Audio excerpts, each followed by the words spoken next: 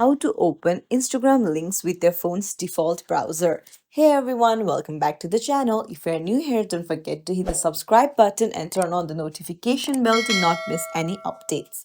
So, today I'm going to teach you how to open Instagram links with the phone's default browser in just a few simple steps. First things first, open up the Instagram app and then go to your profile icon on the bottom right corner.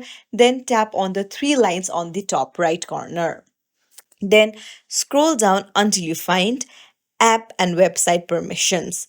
Tap on it and then tap on Message Links and then toggle on Open in External Browser. So after you toggle it on, all the links that you open will open in a default browser.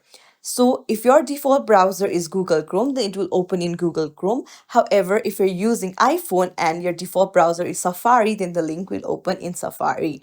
And that's it.